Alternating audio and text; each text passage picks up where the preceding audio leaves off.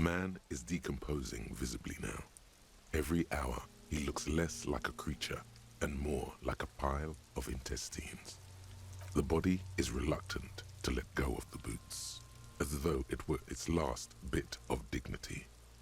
You're going to need to summon all your strength for this undertaking. Whoa! Kudo's little sneak pig's back for the booty. Yeah, fuck it to pieces for us, liar cop. It's not completely useless. You're able to reveal a little more of the putrid polymer sock beneath the boot. It feels like the leg is going to come off along with the boot, but you're able to get the boot to move a centimeter or two. Just relax. This is easy. This is happening. See? The corpse doesn't care if you try to take his boots. He doesn't need them. He's probably glad to get rid of them. Something cracks in the left leg. It really is about to come off. The leg, I mean, not the boot. You may want to slow down. Don't tear into it like that. It's heavier than you'd think. You're forced to drop it back down immediately. The corpse lands on the ground with a nauseating thud, looking even sadder than before. This is the right method. It takes some time, but eventually the boots come off, with nasty slices of polymer sock stuck to even bigger pieces of skin and rotting flesh. Look, he's skinning the fucker up good, Puko style. Hell, keep at it, pig. The legs look like they've been clawed at by wild animals. As for the boots, you can't possibly do anything with them until you've cleaned and disinfected them thoroughly. Yes, these absolutely need to be washed before. The stink is incredible. Didn't the Whirling have a kitchen?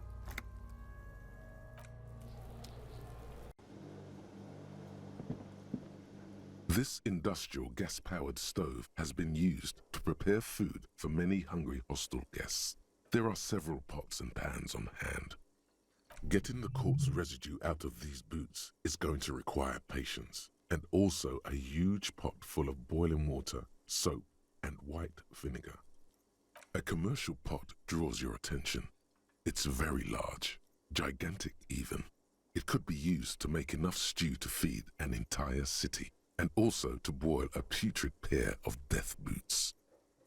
Far away, in the darkness of a makeshift morgue behind Station 41's Lazarus, Dr. Nix Gottlieb cuts into the cold, dead feet of a murder victim. The veins are oddly black. He suspects a neurotoxin. There is a variety of soaps and bleaches in the cabinet to the left of the stove. There is also a bottle of white vinegar in the cabinet next to the fridge. This is gonna take the hard stuff too. Use as much as you can. It's bad with those boots. Don't be stingy now. The delicious smells of cheap soap and vinegar waft up from the pot. All right now, chef. Light up the stove and boil them. The strong smell of vinegar forces you to step away from the pot. The water slowly comes to a boil. Strips of polymer fabric and human tissue separate from the lining of the boots. They float to the bubbling surface. Beautiful. A 2-course dinner of rotten flesh and hardened ceramic. The boots look cleaner and cleaner. Those bits of human flesh are beginning to look cooked. You can smell it too, just like beef stew. You should taste some. Rotten human meat ceramic boot soup? Nope, you really shouldn't. The scorching hot stew burns your finger and tastes absolutely vile.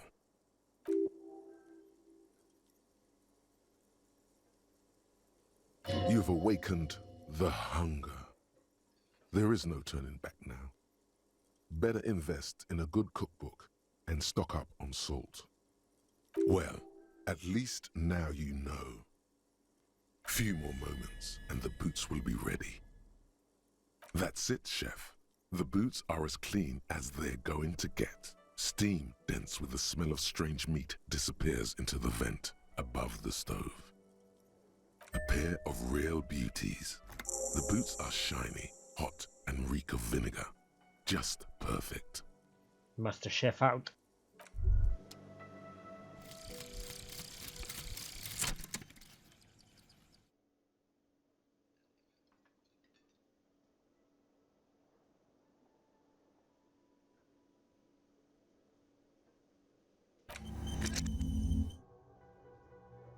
The door is closed. This door can only be opened with a key or from the inside. As you hold the metal, you sense the warmth left there by her hand. There is no answer.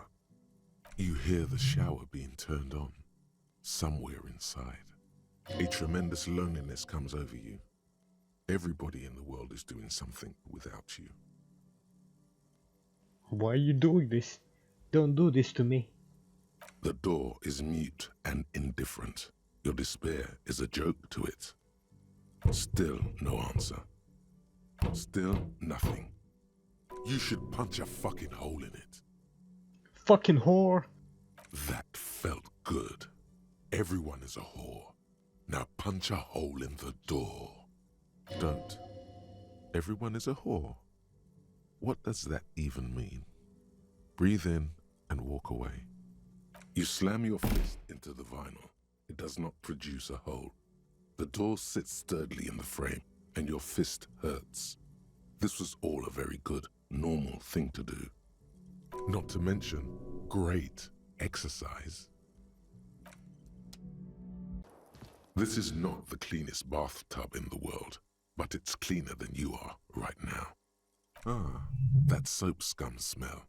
It smells like life, at least compared to you. The bathtub slowly fills with water. The water beckons. The water is only lukewarm, but still comforting, like amniotic fluid. A few beer cans are bobbing up and down along your flanks, like sad duckies. You feel nice and lonely, and so tired. Now you are alone with your thoughts in the tub. But it's easier than being alone with your thoughts outside the tub. They're not even really thoughts, just assorted sensations, none of them acute enough to focus on. Your fingers grow pale and are covered with tiny whirls as the water cools. What are you doing? You're not some fat fish in a fucking aquarium. Time to get moving. You see the corpse. You can still smell the cadaver on you. It's going to take more than one bath to get rid of that stench. Then, houses along a narrow street, a video rental, darkness on the planet's curvature. The waterline recedes as you stand. You are cold now. Your clothes stick to your still moist skin. A mirror hangs on the bathroom wall. In it, your face, now without the expression. It's just hairy. The faucet is quite terribly mangled, but you just might be able to twist its parts into place. You handle the chain cutters deftly, applying just enough pressure. The faucet regains a recognizable shape. The steam stops. Told you that you needed those chain cutters. Everything is connected. Everything has a purpose. The mirror begins to clear slowly without you having to wipe it.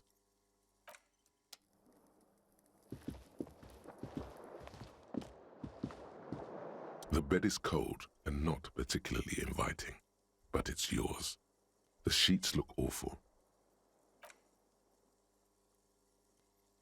The sheets feel at once coarse and clammy against your skin. The bed sags beneath your weight as you stretch out and finally close your eyes. Sleep doesn't come.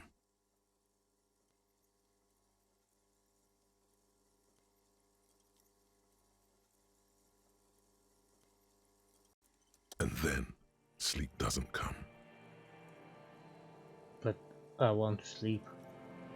Obviously, you're in bed with your eyes closed, but it's not happening. Why? Maybe it's the bed's fault. Its synthetic filling has separated into hard lumps. The pillowcase smells oddly. Smells of alcohol and sweat and grease. It barely covers your toes, stretching over your soft belly. This is your body here, intimate and warm, breathing. A bit tense in the muscles. Relax. Breathing. Are you sure? Your heart beats a little bit faster at this unnerving thought. Under your thrumming eyelids, you see a dizzying array of colors. You won't get off this carousel quite so easily. It's a little better. Colors, scenes, and half-formed phrases still litter your mind. Part of you is still trying to solve the case, isn't it? Who killed him? Who? Something to do with, what was it that the lieutenant said? Union? And it's gone again. Your thoughts lost between the slowing brain waves. No more thoughts.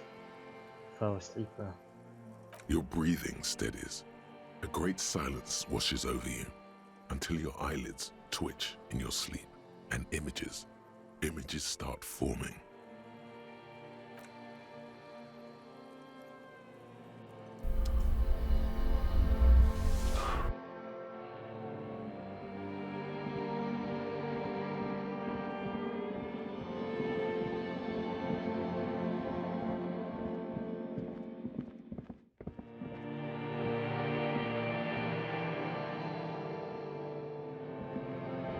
Do you remember the scent of your childhood?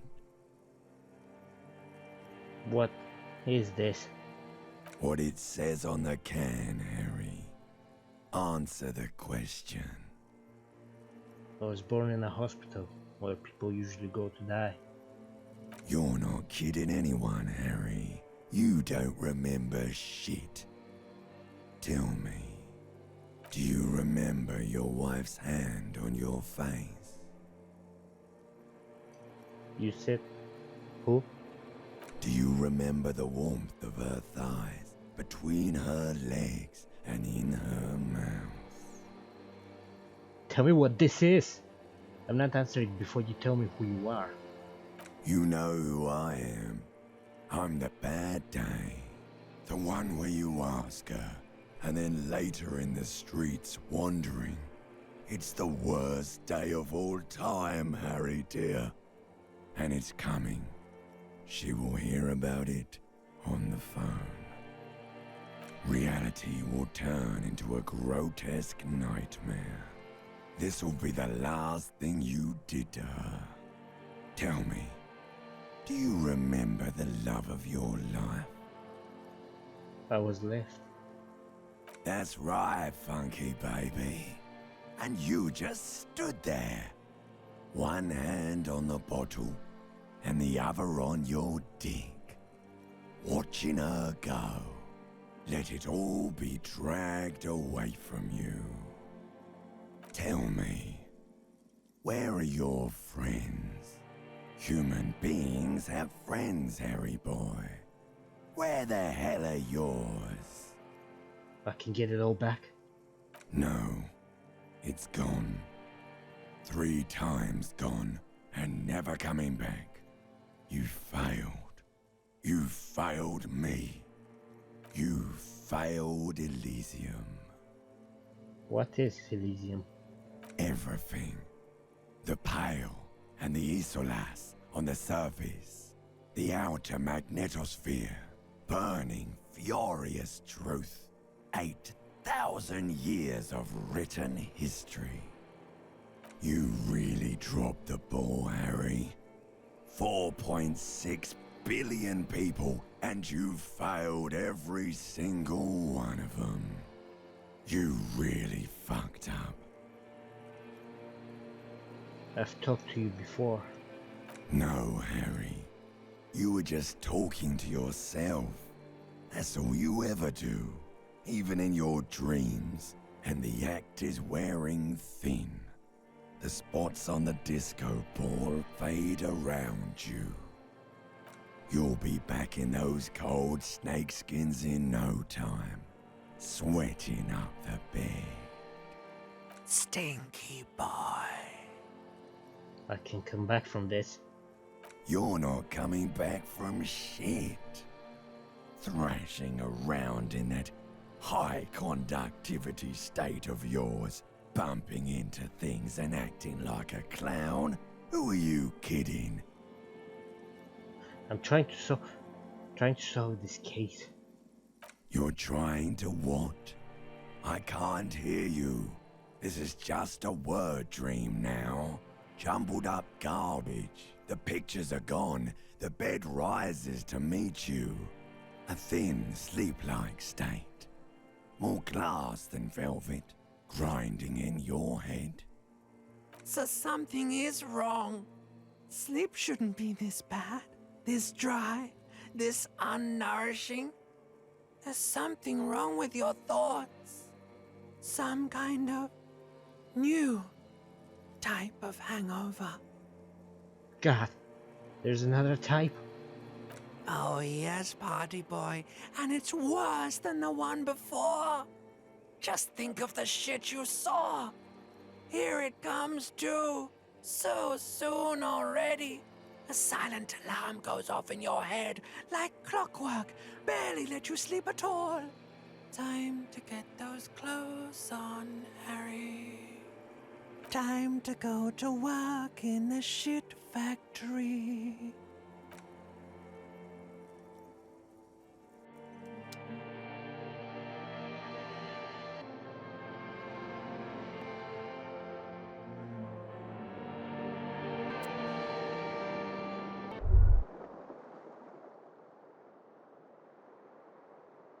Good going, buddy.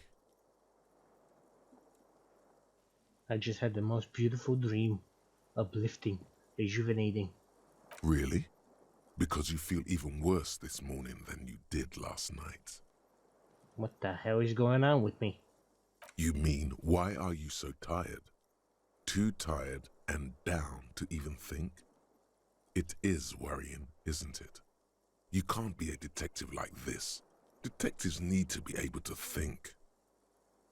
No, that's not it. Really, I feel super good. That's not really true. Your heart has finally pumped all the speed out of your system, Buster. Time to get some more. Don't do that. Stay strong. The hangover will wear off. You don't need to keep doing this to yourself. Wait, what is speed? Speed is a potent central nervous system stimulant. It kept you propped up all day yesterday, despite your debilitating hangover. How else did you think you even got up from this floor? You got up from this floor because of a holy vow you made 16 years ago. With me. To wake up exactly 7:30 every morning until the day you die. Don't be silly. There was no vow. You were high on speed. That was the only reason you got up. You can't detect without it. It's that simple. I need to get more of it then. Detecting is my life. Of course, Martinez is speed central. You just gotta poke around, follow your nose. You and Speed will be happy again. You will make her come home. This time, it will be different.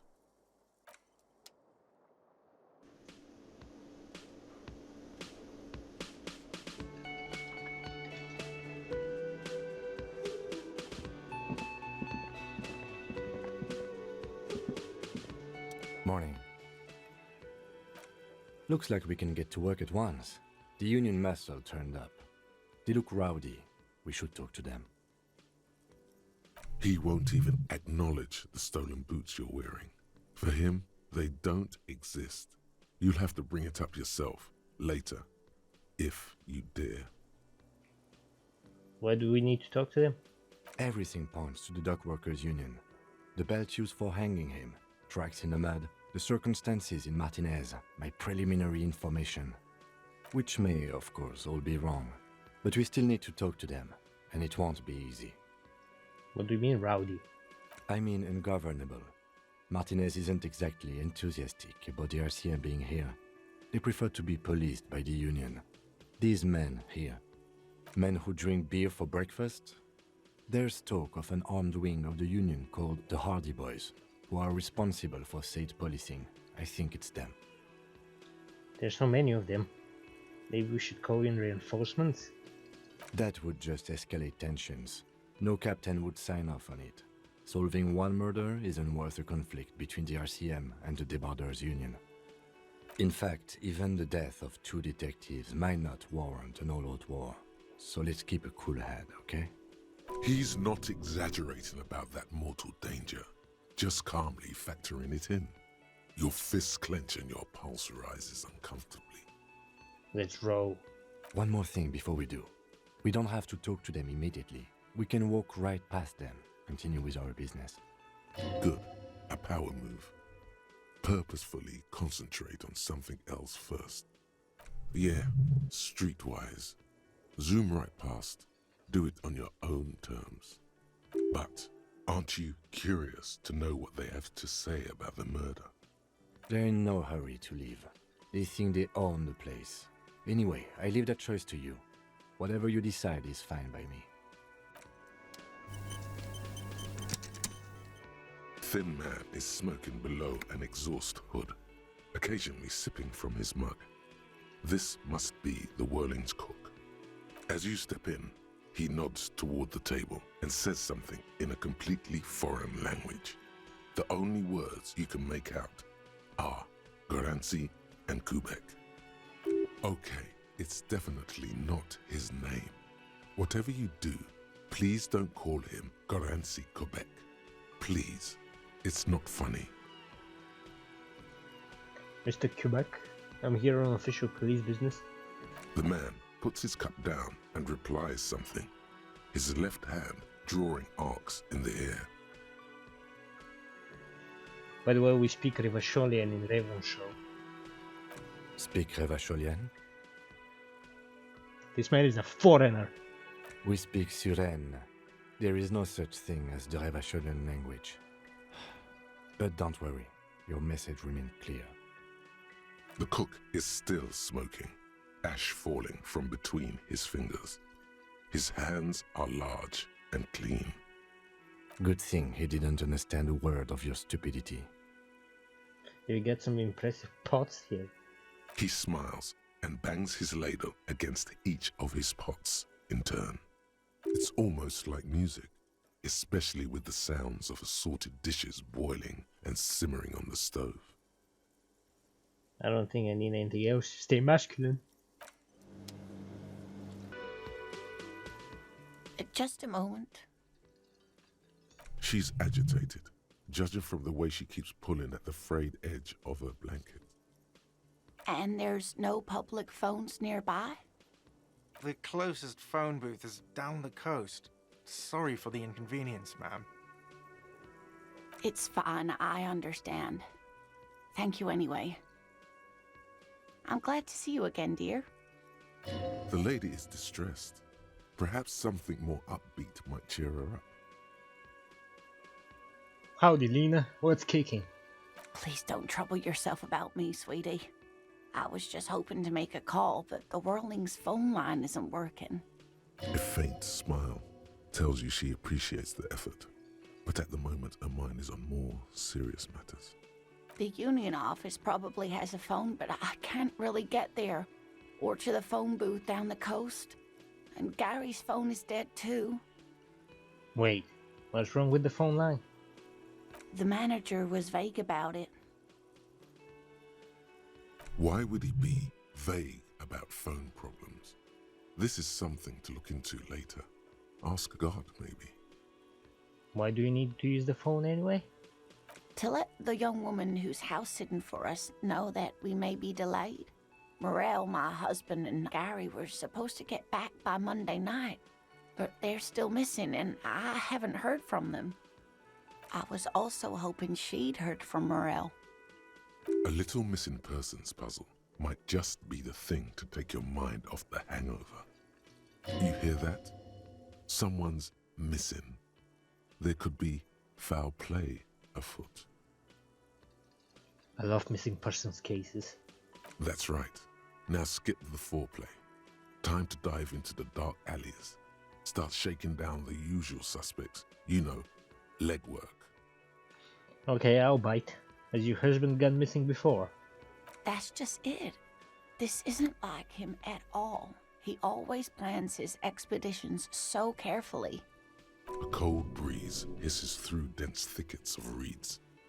Something sweet in it, somnolent. A damp chill goes down your spine.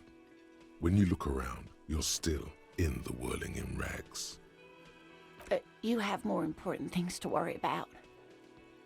More important than a missing expedition? I don't know.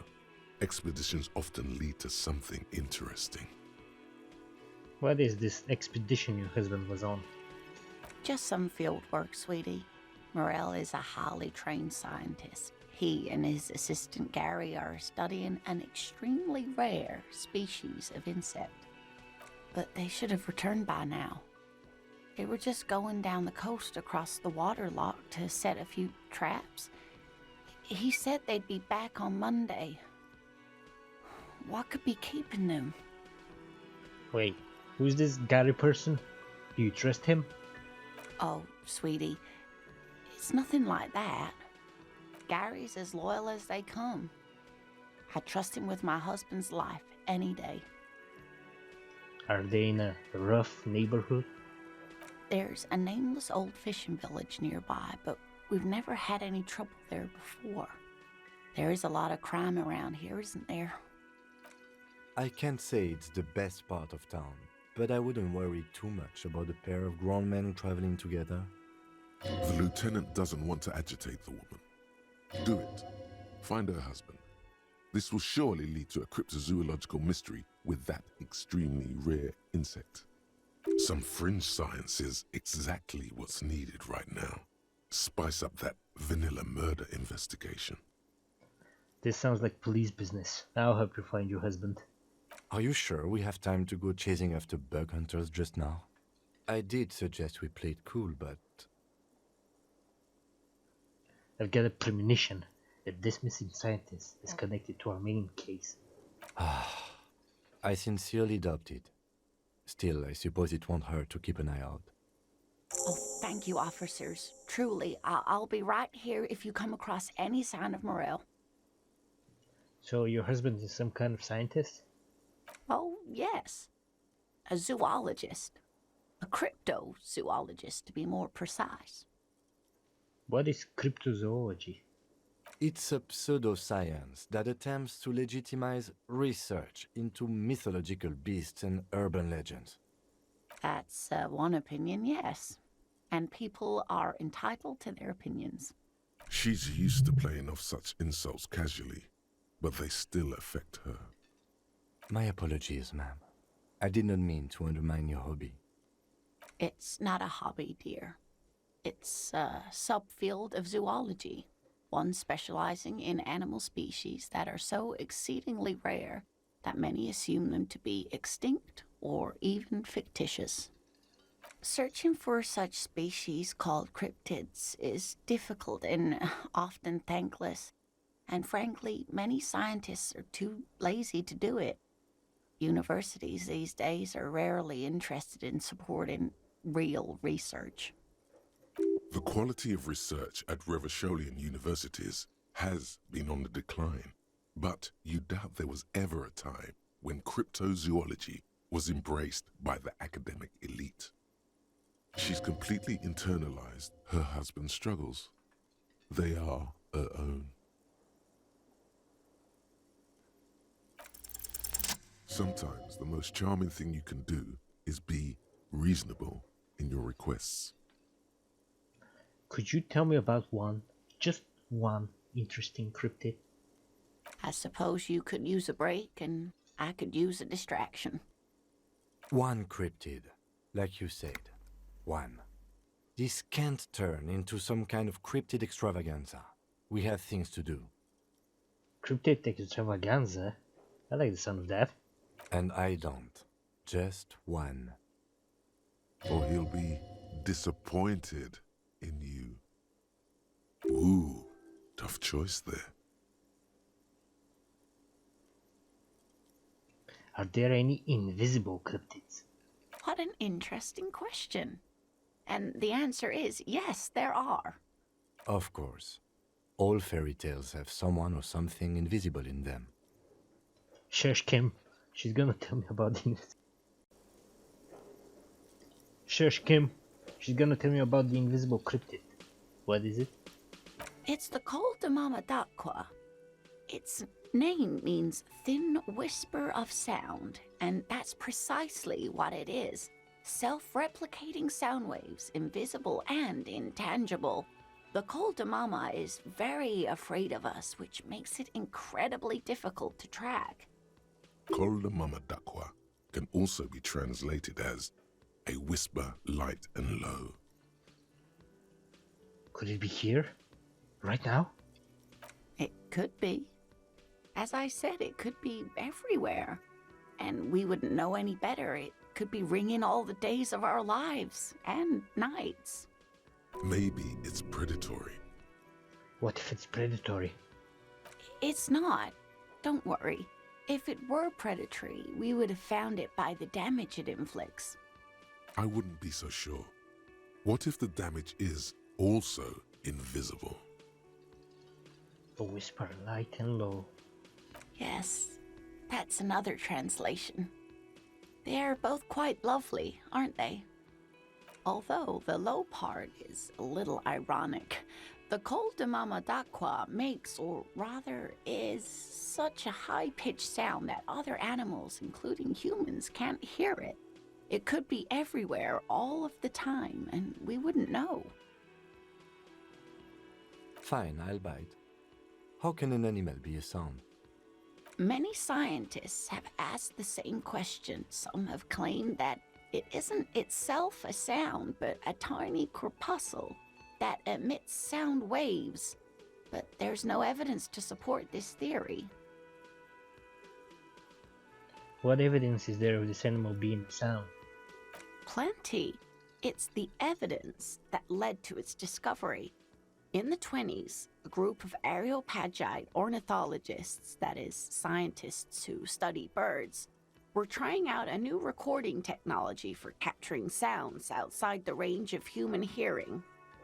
When playing back recordings they had made in the foothills of the Ea mountain range, they noticed certain anomalies, patterns that seemed random at first, but on closer examination were consistent with the waveforms of songbirds. The scientists soon discovered they could track and even predict what appeared to be feeding, mating, and migration patterns based on sound waves in a strictly delimited range of ultrasonic frequencies, even higher than those of the highest-pitched bat calls. She transforms, when speaking about these strange animals, into a confident woman. They realized that they had discovered a new species and called it the Cut-07-Strange, after the Paracanassian name for the voice of God, which is said to be very silent. Go on. They grew quite obsessed with these little birds. Even though they couldn't see them, they could distinguish among individual birds and even began to name some of them. Name them? Sequester, Time, Joscan. Those are but some of the Mamadakwa they followed individually. Why is the Mama Dakwa so afraid of us? That is a sad story. A group of university students assisting with the field work in their enthusiasm for the project, and no doubt because they were preoccupied with impressing their professors, nearly drove it to extinction. Extinction? They tried to communicate with it and had no other means but sound. So they started sending out sound waves at frequencies they thought might match the Mamadakwas. And what happens when a sound wave meets another sound wave of the same frequency, dear? This lady really should be a teacher. She's really good at the explaining things thing. Psst. They cancel each other out. Psst. You have no clue, because you're not a dweeb. They cancel each other out. Exactly. And these tests were performed so recklessly that when they happened upon the right frequency, well, they wiped out most of the population. Great regret washes over her. A wending cloth. After that, the corpuscle appears to have migrated elsewhere. There have been recordings of anomalies similar to those spotted in Ea, but they've been few and far between. It's impossible to confirm the presence of any stable Koltamamadakwa population anywhere. Of course. A common thread in these. Disappearance and unfalsifiability. I like the story, though, ma'am. I'm glad you did, dear. Interesting. What about... What about what? What's the biggest cryptid? Hey, you promised you'd only ask about one cryptid. But Kim, don't you want to hear about another cryptid too? The lieutenant pauses thoughtfully. Something in him breaks. Ah, fuck it. Let's have more cryptids. Well, the biggest cryptid is, of course, the horrible giant of Kokonur. The giant lives in the most arid parts of the vast Kokonur Desert in South Samara, casting a strange light across the barren wastes. Wait, what do you mean strange light? Mirage or psychogenous luminance. Is it dangerous? The towering luminosity of Kokonur is a bad omen in local folklore. Some say it's a fata morgana, others, fate unimaginable. And just how big is it? No one knows for sure. It is like an awful mountain appearing from below the horizon and expanding to cover almost a third of your field of vision. Hooey. No animal can be that large. It's a mirage. That's what makes it so peculiar. A species surviving at the very limits of scientific law. The giant of Kokonur must be the largest animal the planet can support. There are limits, you see, to how large a metabolism an ecosystem can beget. Some say a gravity anomaly below the Kokonur Desert might allow the creature to grow to these gargantuan sizes. Great. This is great shit. You need more. Gravity anomaly. Dig in it. Dig in this parascientific stuff right here. What's the tiniest cryptid? Cryobacter catlensis. Cryobacter cutlensis? Yes, a unicellular bacterium that was discovered in one of the northernmost points of Kutla on the Boreal Plateau by renowned geologist Caitlin Mijanou some 70 years ago. What's so special about it? The bacterial colony Mijanou found had remained alive while frozen in ice for longer than anyone could reliably estimate, certainly from before recorded history. Mijanou disappeared shortly after injecting herself with the bacteria she had brought back to study, no doubt in hopes of prolonging her own life.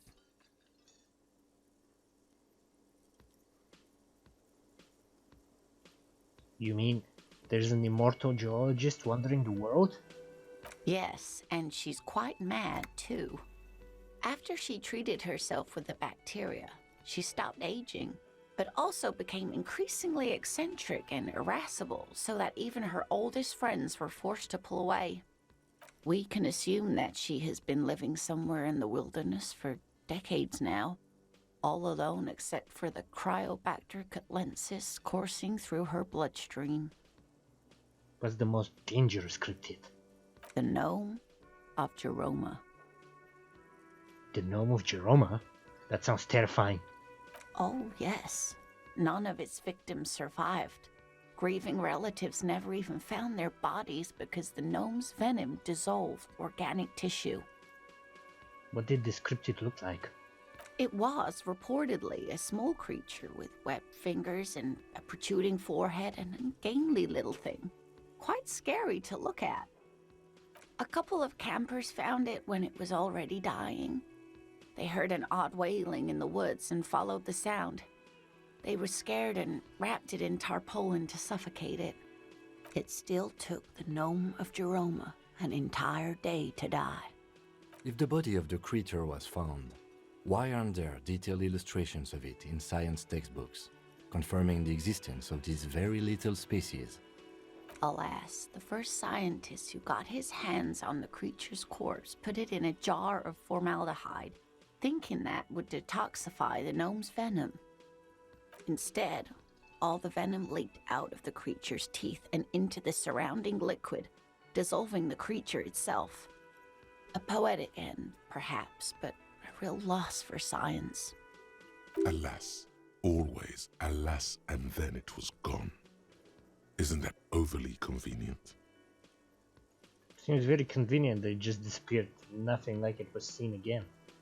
I understand your skepticism, but that's what happens with things that are rare and stand out. Their disappearance is most memorable, and they are least likely to be found again. This has been educational.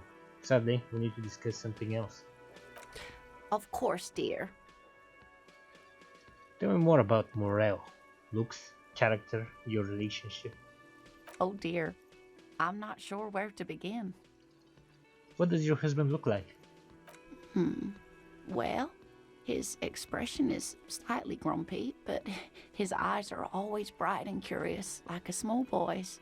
And his palms are quite coarse from all the field work, but he's quite gentle. You can't go around Revachol feeling grown men's hands. If you want to find her husband, you'll need more concrete information. It's always a challenge to describe the person you know best in the world. Let's try again. Why don't you try describing him as you would one of your cryptids? Oh, well, he's a bit shorter than you, but with a larger frame, and he has longish white hair, usually a bit uncombed. You might say wild, even. The lieutenant pulls out his notebook and begins jotting down the woman's description. One other thing, he'll likely have all kinds of field gear on him, even if he's not out in the reeds, you know, just in case. How long have you been married? We'll be celebrating our 16th anniversary this autumn. Not the most numerically satisfying anniversary, but I like the less obvious milestones even more somehow. How did the two of you meet? Via dating agency, I'm ashamed to say. I was looking to get back into the scene after recovering from my accident, and he'd just divorced. We hit it off, and, well, here we are. She's skipping over some important parts. Perhaps you'll find out more later. I think I have all the information I need. Let's move on. I hope I've been useful. Tell me more about this rare insect your husband is looking for. Oh, sweetie, it's fascinating, but I shouldn't bore you with entomological minutiae. The lieutenant gives you a sideways glance. No, I want to hear about the insect. Well, it's a phasmid, technically, but... Ah yes, Phasmatodia, a diverse group of insects whose bodies resemble twigs, leaves, that sort of thing. Ghost insects, colloquially. Oh yeah, here comes the interesting. Where other phasmids imitate sticks or leaves, this one's a living reed. It disguises itself among the reeds here on the Insulindian coast. Hence its name, the Insulindian phasmid. Perhaps you'll end up co-discovering the phasmid with us, officers. There's a touch of awe in the way she enunciated the creature's name. I knew it. We're gonna be chasing made-up insects with cryptozoologists. It's not made up, officer. I can assure you. There's a hint of defensiveness to her retort, but also confidence. She seems to sit up a little straighter in her chair. It's simply elusive, so much so that most establishment zoologists doubt it exists at all. Does it have cool powers? Yes, It can blend in almost perfectly among the reeds. It's how it stayed hidden all these years, centuries even. That's not special at all. Of course it blends in. Most insects do. You don't even have to be a stick insect for that. So, is it dangerous? Not at all. Why else would it hide itself so carefully? Is it valuable? Oh, I doubt it. No one gets into cryptozoology for the money, sweetie. What makes you think the plasmid is around here? Well, some teenagers making out in the reeds saw one. They didn't know what it was, of course, but there was a brief article in a local newspaper about their encounter with a ghost insect that looks like the reeds. Gary. Interesting. Maybe the phasmid made the teenagers make out. Maybe the phasmid made them make out. I doubt it. It's not like teenagers need much encouragement in that regard. So a newspaper clipping is all the evidence you have? Of course, most phasmid sightings turn out to be false alarms, but their description matched the Insil Indian phasmid perfectly, and they didn't even know what they were looking at. Enthusiasm has wiped the worry from her face. Her eyes sparkle behind her glasses. You seem really excited about this cryptid. I suppose I have something of a personal connection to the Insil Indian phasmid. All scientists have their little hobby horses. Okay, what's so special about this stick back then? Oh dear. I'm afraid I'm not explaining this very well. It is very special. Morel can explain it all much better. I wish you could hear him describe it. Then you'd understand, I'm sure. That's all for now, ma'am. The bow collector.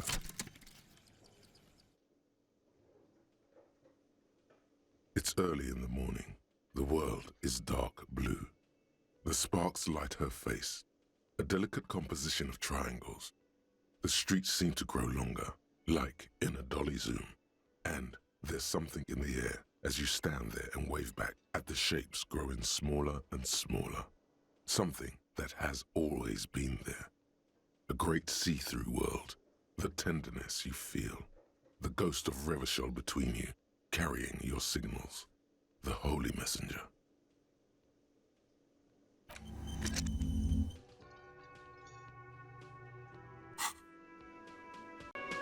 Can I help you?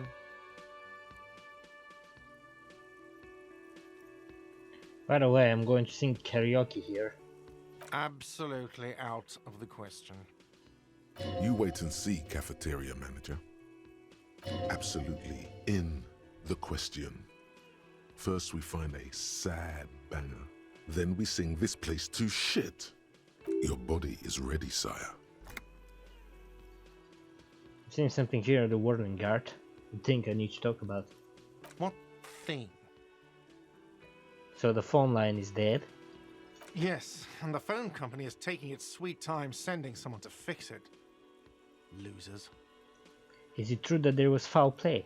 Who told you that? I would never disclose my sources. That would be dishonorable. Fine, yeah. It looked like someone had messed with the wiring. It was shortly after the hanging, but I don't know if it's at all related.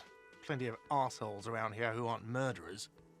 He's exhausted from years of dealing with the assholes. That's why he's trying so hard not to be one too. If you do find out who cut the line, though, let me know so I can forward them the repair bill. There's something else I want to ask about. What?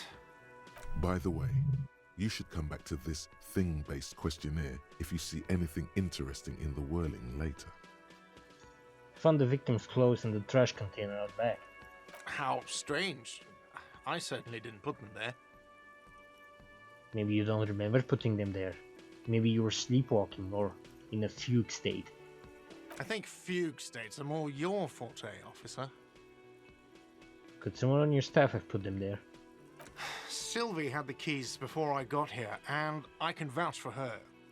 I can vouch for all my staff. None of us would tamper with the crime scene. Who else has keys to the trash container? The trash collection service? CS Municipal. I don't see why they would put anything in the trash, though. Ah, the elusive CS Municipal. I doubt we'll be able to track down who was sent here last and when.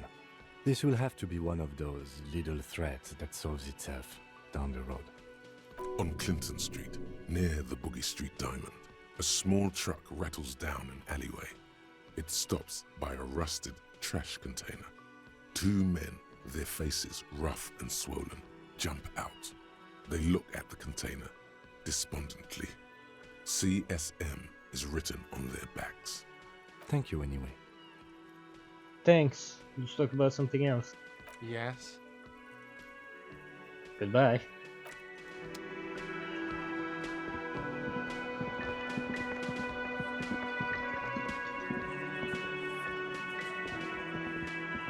Let me handle this.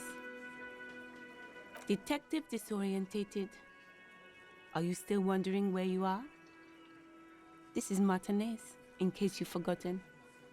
I advise you not to overstay your welcome. Her entire character has shifted. This young woman is cold as ice. You lied to me. You're not a gardener. That's right. I am not a gardener. I'm a legal counselor for the Dock Workers Union. So let's get to it. You're looking for Titus Hardy? You think he has information that will help you? Maybe he does. That's Titus. Talk to him. But know this. I'll be keeping an eye on you. No strong arming. Nothing official. The District of Martinez does not recognize your authority to make arrests. It doesn't matter if you recognize our authority. We will make an arrest if we have to. She says nothing. Her glare speaks for her. What are you going to do to me? What are we going to do to you? Why did you say that? Did you forget you're a cop? Again? The union isn't going to do anything to you. It is not a crime syndicate. It is a labor organization. Goddamn right it is. If anything, it is the RCM who do things to people. But we digress. Why are you so aggressive? Aggressive? You make your living enforcing violence. These people are just dock workers. So you were spying on us, and now you represent murder suspects. Just dock workers. Listen, you moral intern lackeys. You're a mob, enforcing the unlawful privatization of Revachol. 20 fat men in the Occident are stealing it all, and you're their bodyguards. Fuck yeah. So ask what you came to ask, or get back to your commanders.